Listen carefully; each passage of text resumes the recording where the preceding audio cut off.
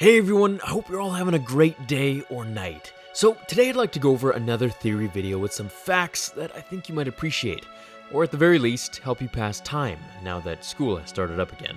So Snoke, The Last Jedi.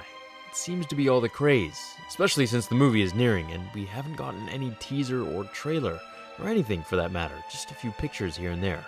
So I'd like to share a theory of mine with you all. Now, in The Force Awakens, we saw Snoke only in the hologram form. Old, weathered, super skinny, and looking extremely disfigured. I mean, he really didn't look too healthy. Check this half-rendered image of Snoke from behind the scenes.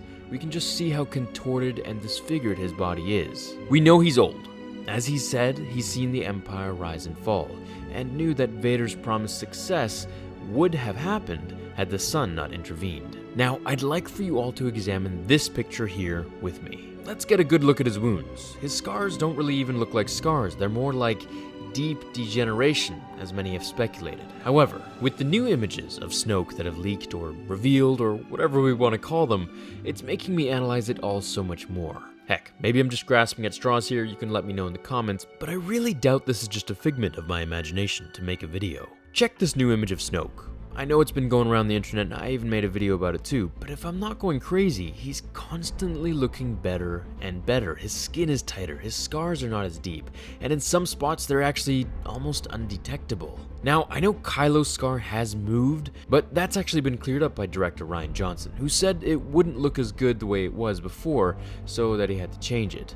But I really don't think that's the case here with Snoke. Snoke is very clearly regenerating. Let's not hide around it. And it's even been mentioned in the Aftermath novel. He regenerates by taking the life force from those he captures, which gives him a natural longevity. This is mentioned by advisor Tashu in Aftermath. Now, in lore and legends, there is such a thing as dark side drain, where the dark side user, or the Sith in this case, will use the dark side of the Force to pull on the life force of the good, or in other words, their captives. How else has he seen the rise and fall of the Empire? If we remember this scene, The dark side of the Force is a pathway to many abilities some consider to be unnatural. I believe this is true, and the new evidence of Luke holding a Sith artifact is something that plays deeper into the whole Sith alchemy thing, an ancient lore spiel. Snoke is ancient, Kylo's lightsaber design is ancient. Luke has researched the ancient Force users and found their philosophies to be more fitting within the Jedi. Everything is going back to the old times, before the Empire. That's also where this topple card title fits in perfectly. Number 99, Shards of the Past. The pieces of the past all started with the ancient Force users, and I believe that's where The Last Jedi will focus on heavily. Luke has ascended, and his need for a traditional lightsaber is no more. He has surpassed Palpatine, who merely used one, if ever, relying just on his Force powers alone, and I believe that's what Luke will be doing in this film as well.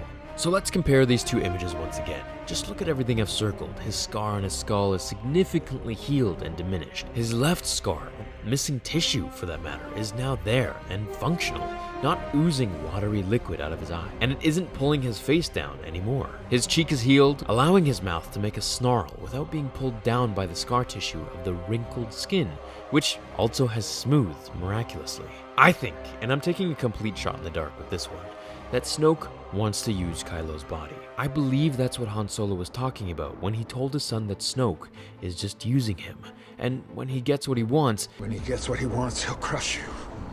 His body or his life force is what Snoke desires, and until he's powerful enough to face Luke, he's letting Kylo run all of his errands. This is just another reason why in The Last Jedi we've been told that Snoke is not in the film as much as fans were hoping to see, as he just hides in his massive ship aboard the stars in the unknown regions of the galaxy. I believe that they're saving him for Episode 9.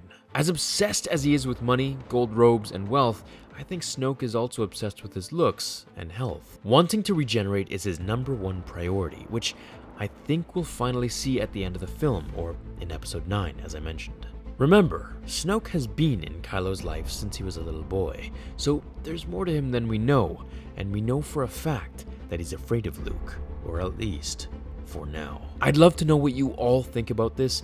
Please comment below, as I love reading your thoughts and ideas. And yes, especially the high ground jokes. Those are the best. And if you're even more bored after this video, you can check out the Vader video that I did yesterday, or the new quiz on the Star Wars Theory website. Everything's in the description below. Thanks for taking the time out of your day to watch this video, and I'll see you all in the next episode of Star Wars Theory. Until then, my fellow Jedi and Sith friends, remember, The Force will be with you always.